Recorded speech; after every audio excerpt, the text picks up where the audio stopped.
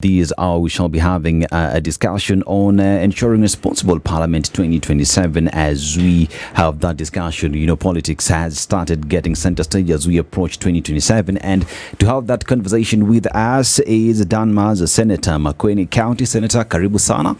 Good morning. Yes, we shall be having that conversation with you. But welcome to the Situation Room. That is the hot seat. But let's welcome you to the Situation Room the best way we know how. City today is in a very famous country in this continent. City. Yes, we are in an extremely famous country. I see the Senate has been. Yes, it is a very, very, very famous country. It has one of the interesting things is that it has the second highest mountain peak on the continent. Just a hint. I can give you another hint if you want. It is the seventh, not first. It is the seventh most populous country. Well, why don't we leave it there? Second highest peak, mountain peak on the continent. Which country is this?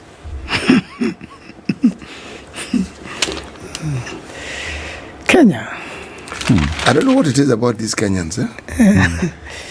They seem to understand their country because everyone I've asked that question here tells you Kenya, seventh most populous country on the continent. I'm sure that's why I stopped. You would have said Kenya. Yeah. It is good that Kenyans actually know about their country. Yes. Now let's see what we know about our proverbs. Okay. Our proverbs for this week will be in the Kiswahili language. National language. Yes, exactly. Mla chake mwenziwe na chake uliwa. Mla chake mwenziwe na chake. Mla chake mwenziwe na chake uliwa. Senator mwenziwe hapa si mwanzia. You know that is famous from here.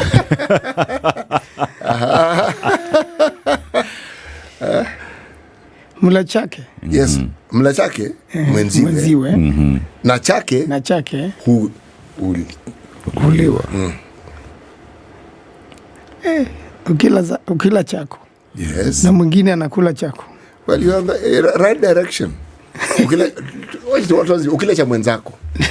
Hakikisha kwamba hata chako akija kuliwa italiwa na mwenzako. Ndio hivyo. So kula ukijua. That's what we are saying. Kula ukijua. How would we interpret that and how would we give it meaning? Senator, how would you give it meaning? How would you put that proverb in a manner that makes it alive and well in our everyday life? It means what you do to others can also be done to you. You put it so beautifully, so simply, and to the point. Thank you. Yes. Yeah, and I can see some of our listeners here wanasema mgonga pia hugongewa.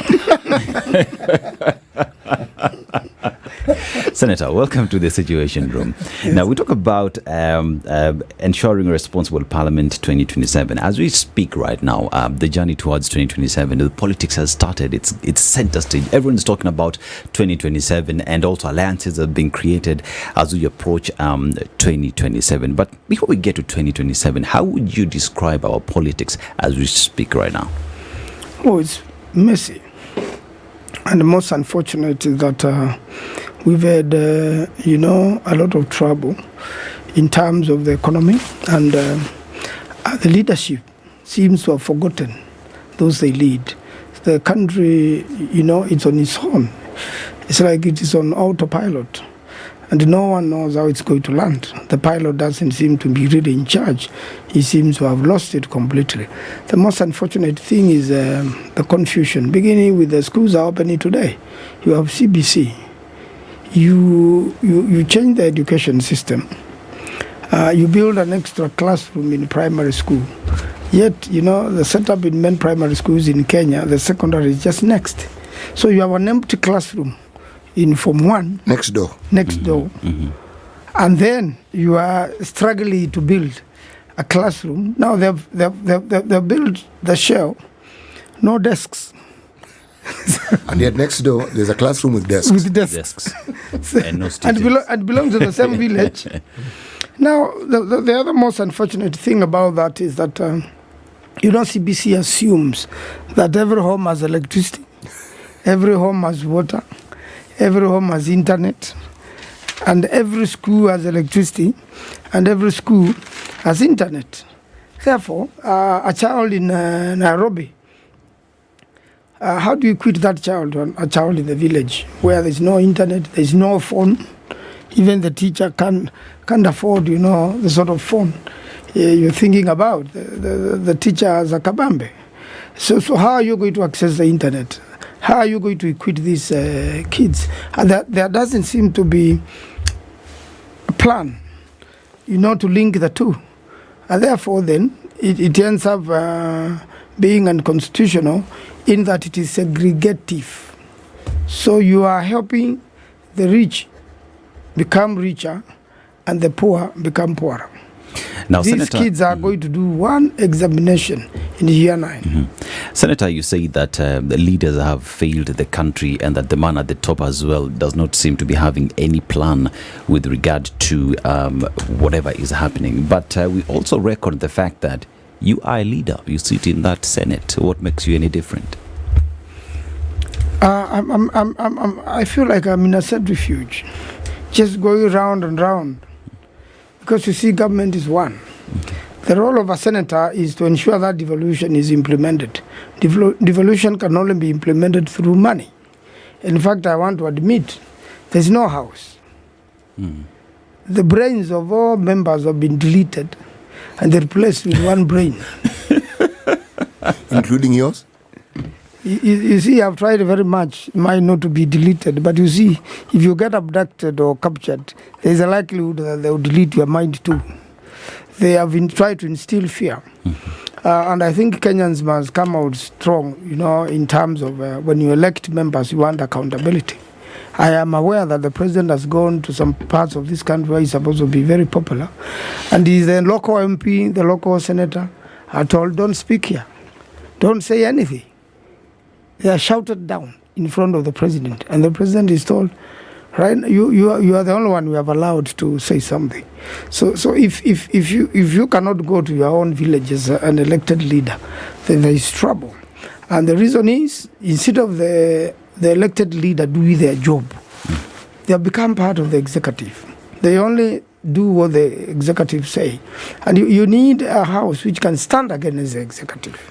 Senator, what you're saying is not just daunting, it's damning. How? We are saying that these individuals whom we elected to represent us have actually, I'm trying to put this really politely, have actually stopped doing what it is they were elected to do. This is, I'm saying it as politely as I can. Yes. And that instead, the allegiance which is supposed to be to us and for us who elected them, they have decided to auction it to somebody else. Yes. Whom we also elected. Yes. And that is the situation. Yes. So in essence, we actually don't have a parliament, do we? We don't have. Because everything will be done as dictated in Statehouse. So what do we have if we don't have and a you parliament? see, what's the ideal situation and the expectation of the Constitution and the people of Kenya is that the whole House checks the executive. Yes. The whole House should check the executive. It is their role. Whether majority or minority, the whole House should be united in one thing, checking the executive. But now you have the whole House implementing whatever the executive says. So if it's a bill, the president better even sign it without bringing it for debate. Because the outcome is it's clear. the same. The way it left Statehouse is the way to go back. Which brings the next question, Senator. Now, here's a question where all these arms of government are independent. They're supposed to work as prescribed by the Constitution, judiciary, the Parliament, both Senate and National Assembly, and the executive as well. But here's a situation where we say Parliament has been captured. There is that term, has been captured, which begs the question, as we sit right now, everyone is talking about 2027. Who are we forming these formations? We are coming up with these vehicle that will get us into power. But Kenyans want services right now. Kenyans want services right now. Unfortunately, Kenyans have given up. And they are no longer expecting any services from the government. Every promise has been hollow. Every promise is a lie. Most projects stalled. And I want to give a good example. Thwake Dam, which was doing very well and is at 96%, stalled as soon as President Ruto and his government came into power. And it is not the only one. There are so many projects. As we speak, Thwake Dam has not been completed. No. It is stalled, and you see the effect of that is that it becomes more expensive. You are keeping a contractor there. He's got machinery, he's got people, he's charging daily, but there's no work going on because you have not made payments to, you have not even facilitated, even with the fuel, to make the machinery work. Okay. So you have not, done the payments as in the agreement and the way you are supposed to do. So the contractor, who is a foreigner, he's told you wait till when we borrow more money. And then the borrowing is such a process and a procedure. And then it's going to come back to the house for approvals, and then the monies are channeled back there. And before you know, a year is gone, another year is gone.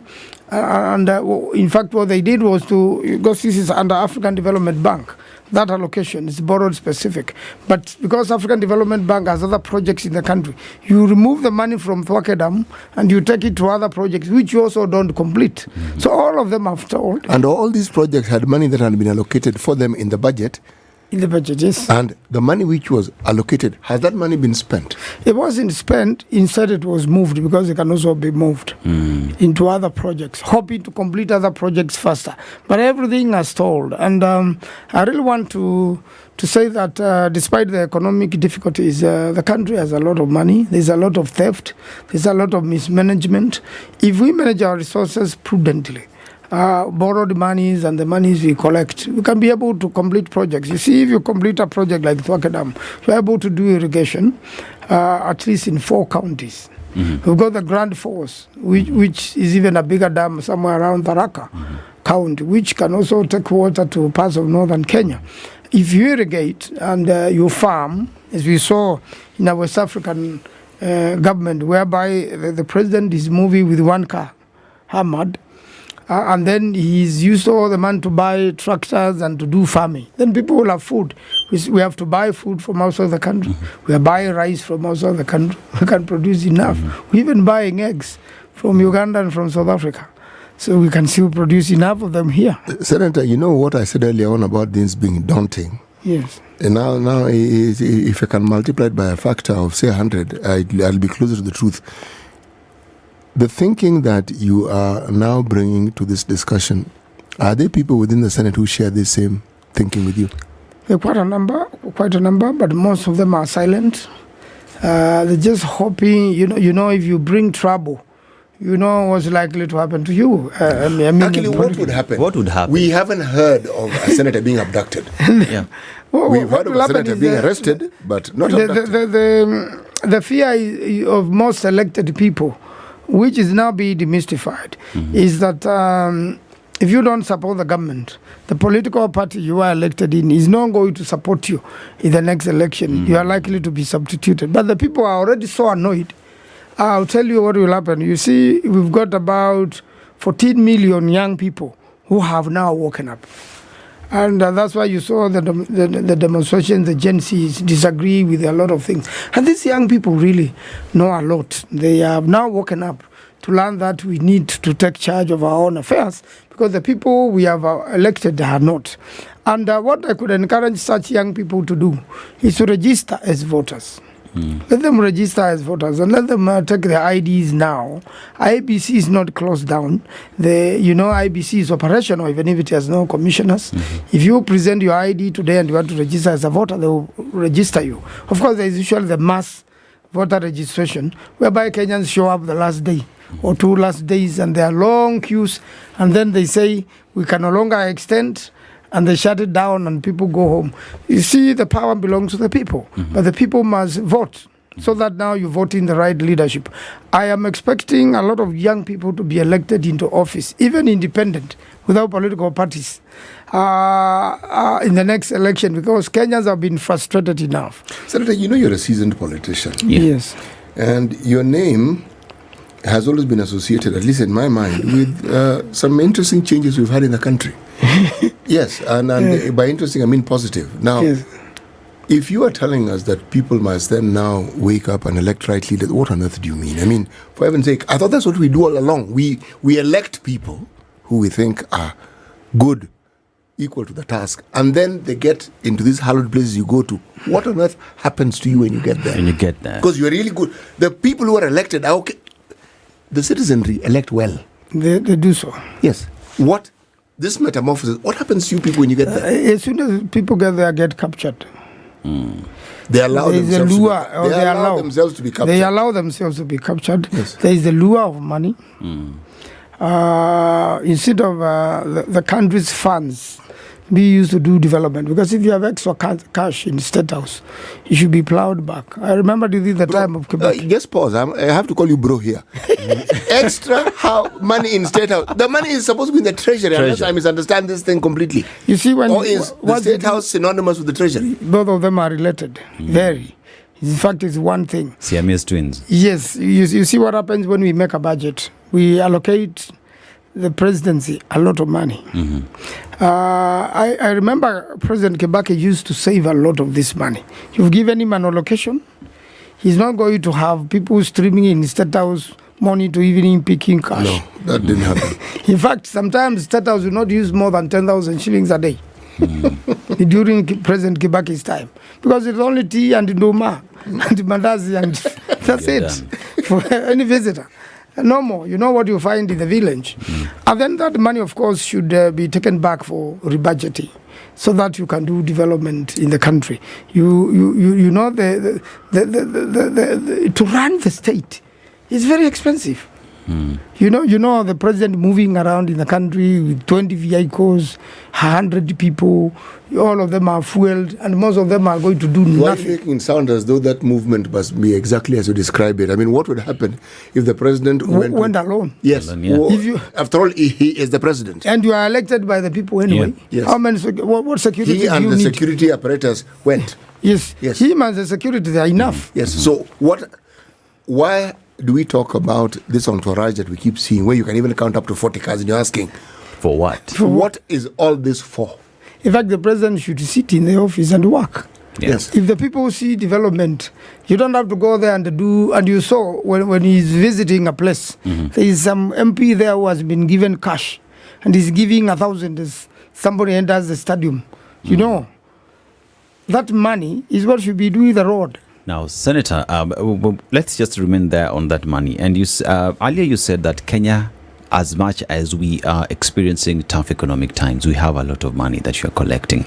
The only problem is we have pilferage of the same and stealing of the same. And that has seen projects not proceeding, not being implemented as expected. But Senator, you are the senator. Checks and balances squarely lies with you. Now, you are close to power as well. Close to power in the sense that you have access to information that Mwananchi does not have. Yes. With this information that you have, what are you doing with it? First and foremost, the work of Senate is to make sure that devolution works, the counties work. In fact, if the counties worked and worked well, we'll have a lot of development going on, because they are in devolved units. But you see, health has not yet been fully devolved. Health is still hanging in the national government. Agriculture is not devolved fully. 90% is still with the national government. And whatever they are doing with that, you wouldn't know. Then one of other devolved issues is water and things like that. Now, when it comes to the revenue which is supposed to go to the counties, first of all, it's delayed. You see, so a governor is sitting there idle with his team, receiving salaries, but have no money to do any work. 3-4 months. That's a lot of wastage in itself. Then you must add monies to the counties so that the counties are able to work. and also Senate make sure that they are checked properly so that every governor is accountable, and whatever monies have gone to the governor get accounted. Now, when you come to dealing with the national government, there are things which are shared, between national government, and some acts of parliament require things like security. Some of the major decisions also come to the Senate, like when you are appointing a PS or a CS, in charge of that particular docket. That checking up debate must also go on in the Senate. So the main idea is there's a lot of activity at the National Assembly which should be happening, which is not happening, because the House is in bed with the executive. In fact, the only place we have seen a little bit of independence, and each individual judge, you can't really take the independence away. A judge can decide to be firm, to do his job, and refuse to be approached. Of course, we saw when we were doing the Gachagua case that the system to file documents, was hacked, and you could not do anything for as long as a new deputy president had been sworn in. Then now you can do your filing when you have already been overtaken by events. Of course, that's fraudulent, and it's a serious interference with the judiciary by the executive.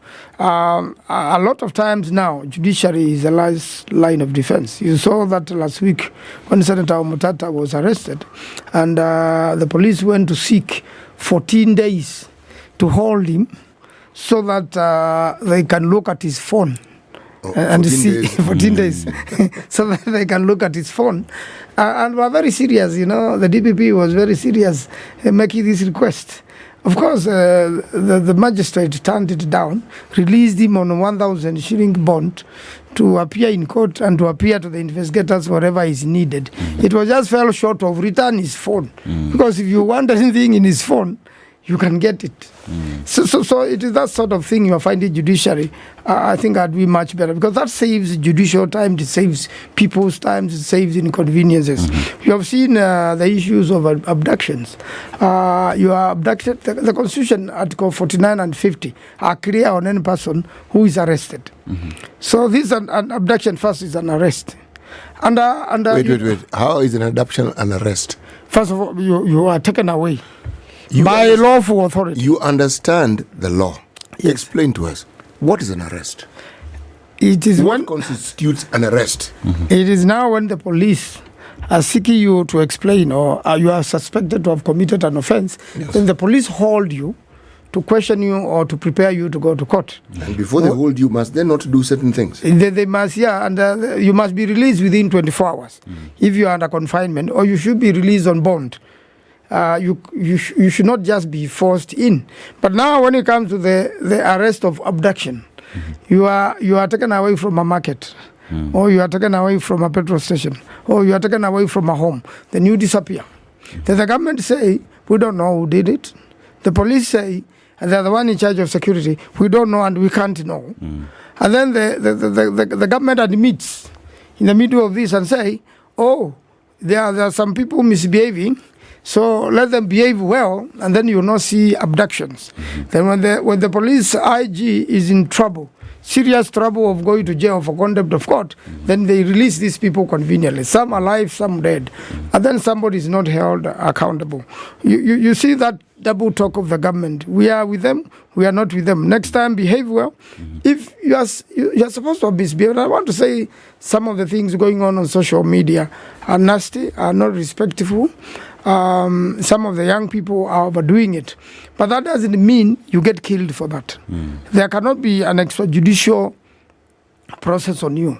It must be something within the law. If you are abducted or arrested, you should be presented before a court in 24 hours.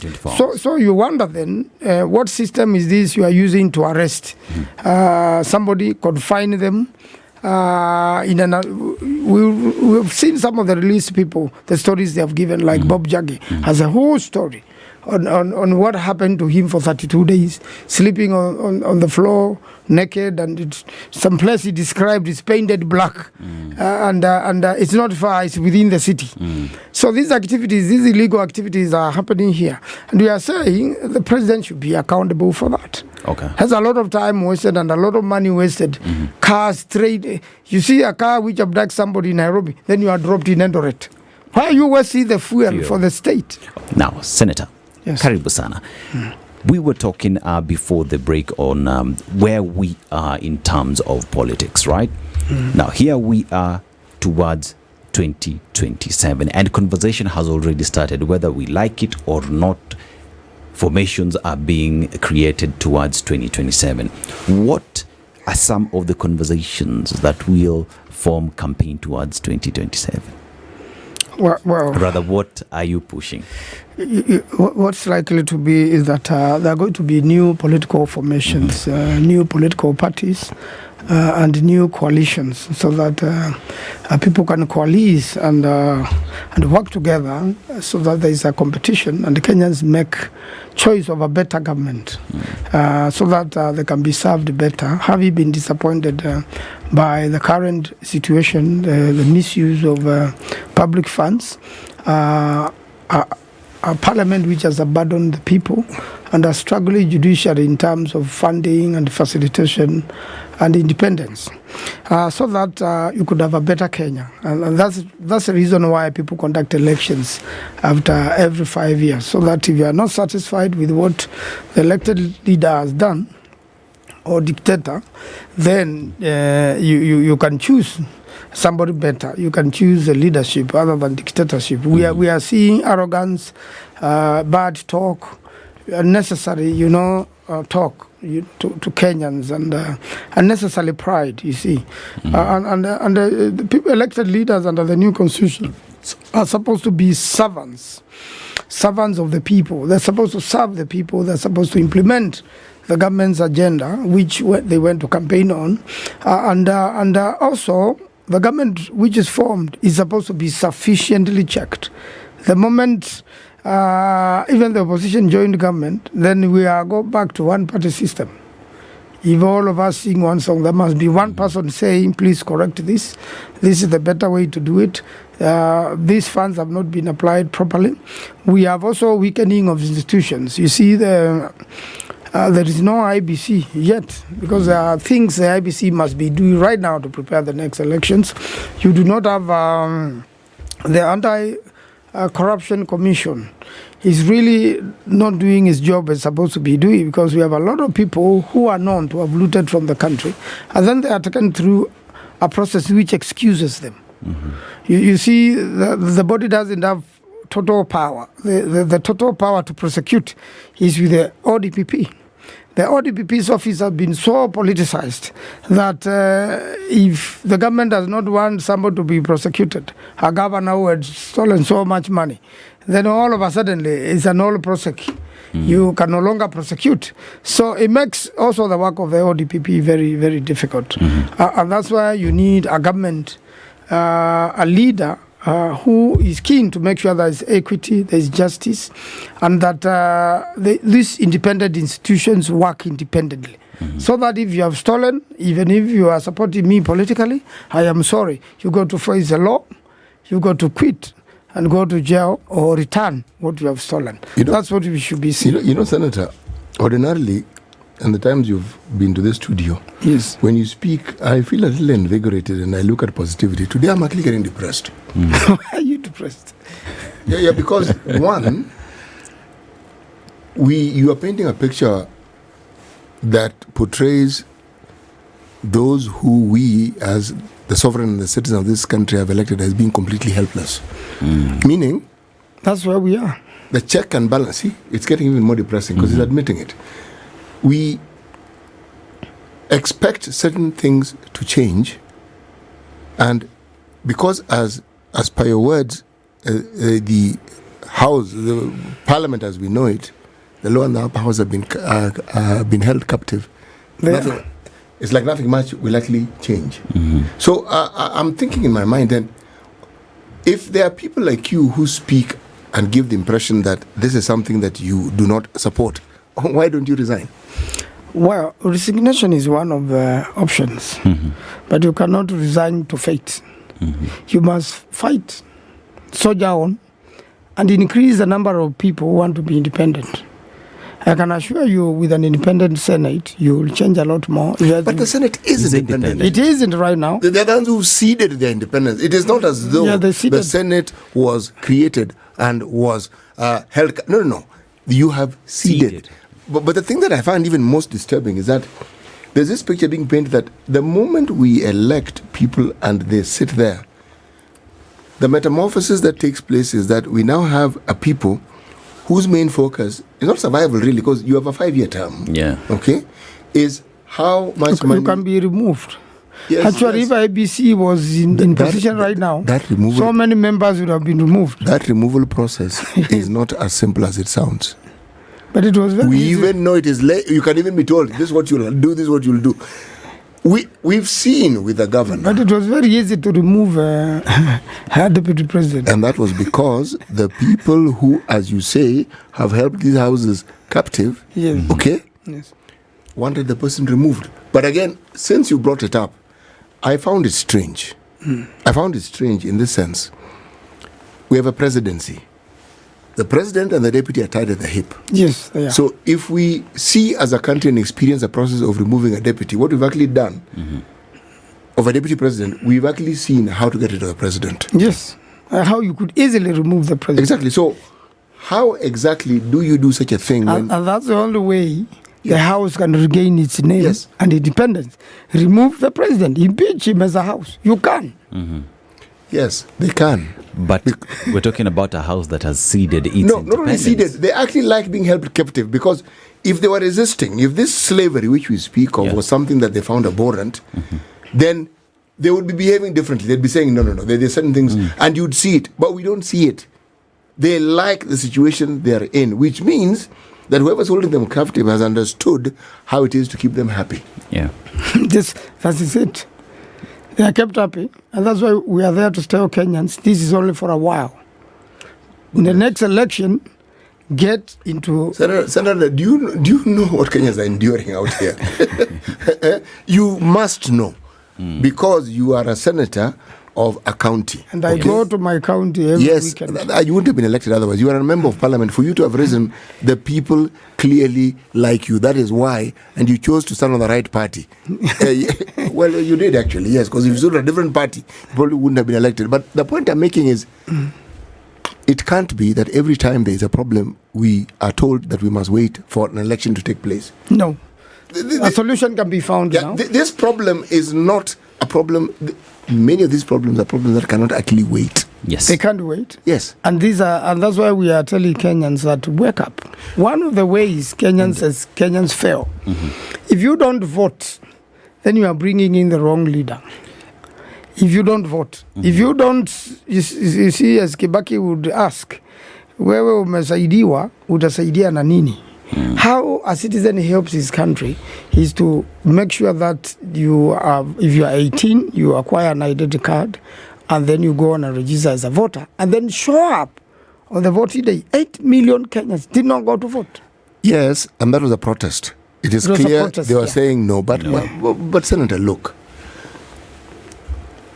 all that you say is actually true. But how is it that this particular parliament, National Assembly, Senate, you have the most educated people those houses has ever had in the country? That is true. Yes. Most knowledgeable.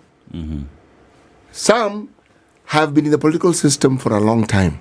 Why is it that you can't see that the very person who holds you captive, if he was held to account, the opposite of what is happening is what would happen? Meaning, he would actually serve if somebody has the power and the means to hold both lower and upper houses captive, that person has the power to change the country. Because look at all that energy being put into controlling these two bodies, essentially controlling the country. Yeah. What if it was put into actually Positive Yes, action. yes. And even as we approach the 2027, I mean, Kenyans right now, with all this information, knowing very well that this is the most educated parliament that we have, that the person who holds the greatest responsibility can control all these powers. And the MPs and rather members of parliament have ceded their power. Why would any Kenyan out there sit down and listen to what leaders have to say right now? That's why we're in the current situation. We are at the verge of a revolution. Actually, revolution almost happened in this country. Parliament was overrun by the people because the people were unhappy with Parliament. I was there. When the young people came in, they didn't care whose car it is, whether you're in position or in government. They smashed all the glasses. They destroyed everything they could destroy.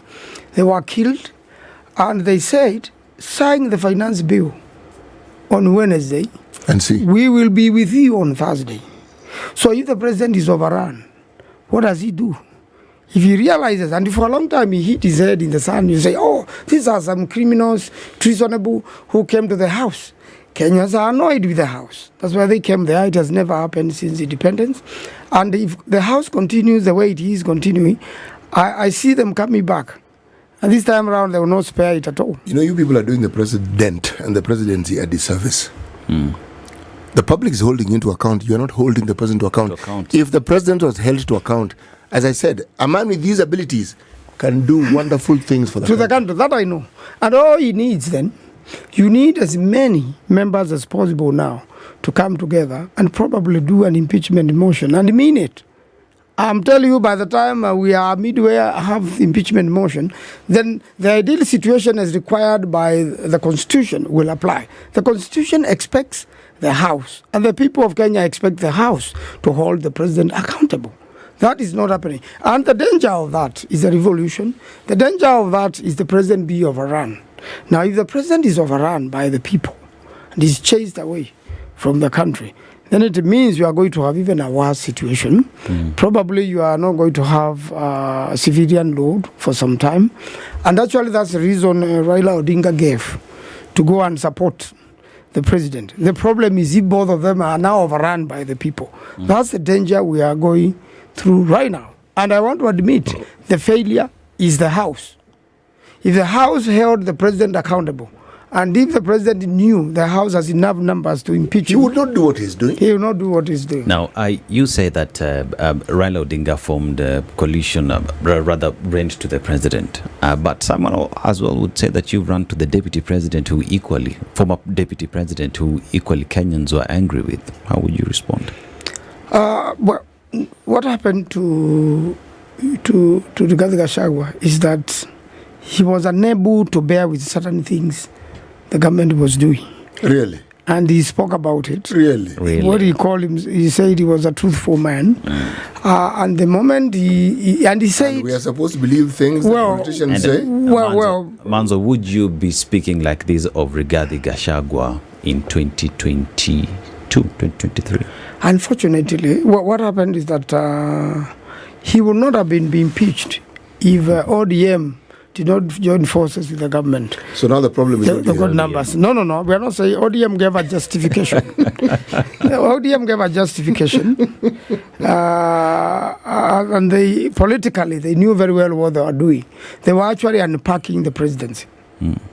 And at the same time, they thought it is important to stabilize the country. And that was thought, the problem was thought to be the deputy president. He was blamed for everything. In all honesty, surely, how could the deputy president be the problem? And yet, 25th June, the problems that were being spoken of were clear. Cost of living. There's nothing complicated. We are saying the deputy president was responsible for the problems that were related to the cost of living. Deputy president. In fact, he said, the allegation was, and it was very serious, that the deputy president is the one who organized Gen Zs or paid for them. And I said, you will never do this. No, but where's the evidence? I mean, even I find that one spurious. I mean, come on, for heaven's sake. You have to provide the evidence. There is no evidence. Yes. But that was one of the accusations. Yes, it is, but those accusations, it appeared they were just outlined so that they could be spoken of and no evidence sought. But now that is done, And the most unlikely is that the courts are not likely to help him in this regime because he has filed appeals, and the appeals can clear him. But it's most unlikely he's going to be clear. That is in the past. Now we want to deal with the future without the deputy president. Actually, Senator, it's not in the past. You know why? You're a lawyer, are you not? Yes, I am. Yes. Okay. This president is alive. It's a reference point into the future. So it's not dead. Yes, it is. Okay? So the discussion around it is as relevant as the process of impeachment. Because when it is determined that somebody must be gotten out, the speed with which it was done, with military precision, it tells you that when the government seeks to do something, they can do it, which means the problems that were raised by the Gen Zs and which were a clear representation of problems that we have in this country, they can be resolved and they can be solved. That's the point I'm trying to make. I agree with you, absolutely. And as well, Maanzo, as we just have this discussion, you clearly sit from a vantage point of saying that you are one of the different members out there who look at things different and you want things to be done right. What stops you from coming up with a petition to impeach the president? Well, that can be done, and that is one of the options available. Why haven't you taken it? The house is opening in February. So you just wait and see. The house. And there's a very important date. There is a very important date in the history of Kenya. Yes. And that's the 25th of February. Of February, yes. What happened, how we wake up on 26th will determine a lot of things in this Your country. party leader has been breathing hot. And very hot. Yes. And I like the way he's been speaking. Yes. But my friend. Yes. I want to inject a little positivity into all this. Yes. Every time people speak, they blame the president, and they have reasons for doing so. Yes. Every time we speak and blame the parliament, we blame parliament, rather, we have reasons for blaming parliament. Yes. But if we just pause with the blame and say, is it impossible that those who have the power, and you are among those people, to bring about changes, cannot see that this simple matter of ensuring that our president understands that he is accountable and that he is held to account, and that by doing so the nation will actually benefit?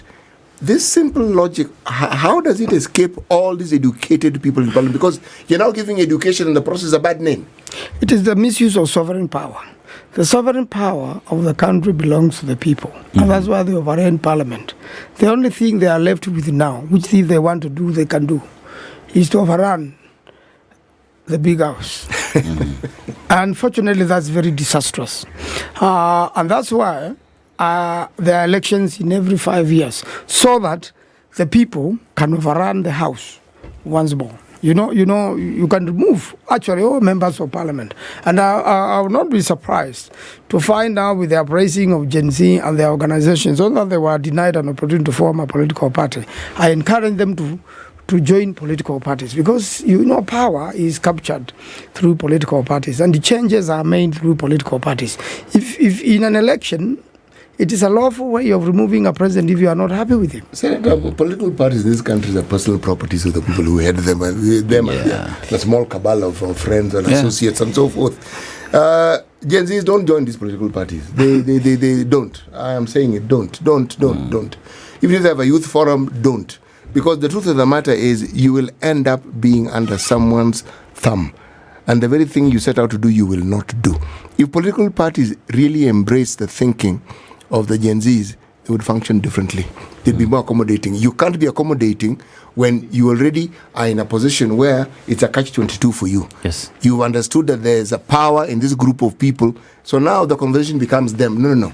I am foreseeing a situation whereby political parties misconduct themselves or continue to misconduct themselves as they have done. Then there will be a lot of independent members of parliament elected. That will mean the president now can no longer control them. No. Independence doesn't mean you can't be controlled. In fact, in this country, it means you can be controlled even easier. Because you don't have a party to whip you into shape. Yes. Yeah. So you are whipped. You are much, much easier to control. Infinitely easier to control. So, Senator, Yes. 2027, are you forming a coalition with the former Deputy President Rigathi Gachagua?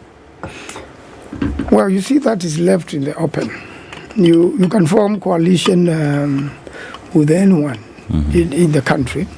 But right now, you see, first of all, for you to be able to form a coalition, Deputy President Gachagua, second Deputy President of the Republic of Kenya, must then first of all form a political party. You could also just invite him. He must. No. He must then. I just want talking to the way politics work. Yes. He alone means nothing. True. He must. There has to be a vehicle. Yes. He must have a political party. He must form a political party. I know it will have his own challenges.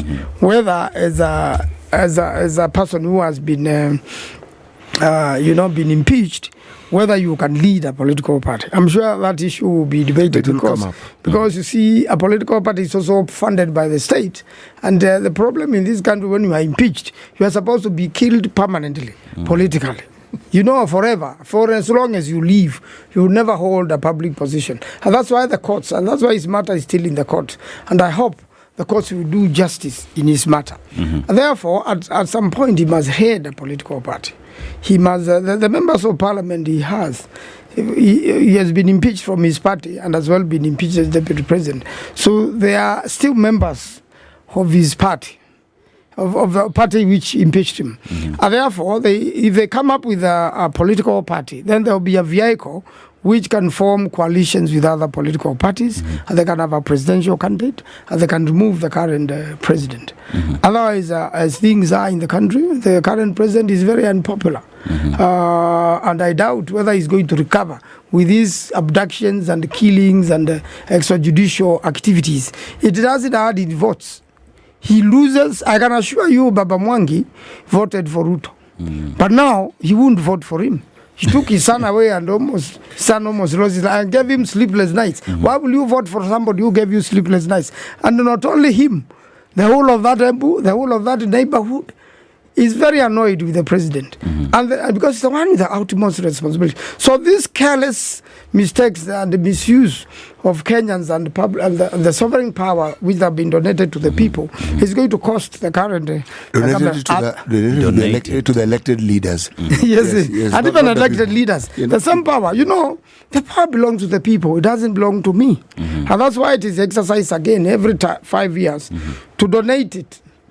And also can be exercised directly, as they did when they came to parliament. And they can also exercise it directly and go and tell the boss himself, we have taken away our power, get lost now. It happens. And that is a good place to end the conversation today, the road towards 2027. We will invite you in February to see February 25th, right? Yes. To continue with that conversation. Invite the senator. Senator. Yes. This is the Situation Room, the only way to start your day.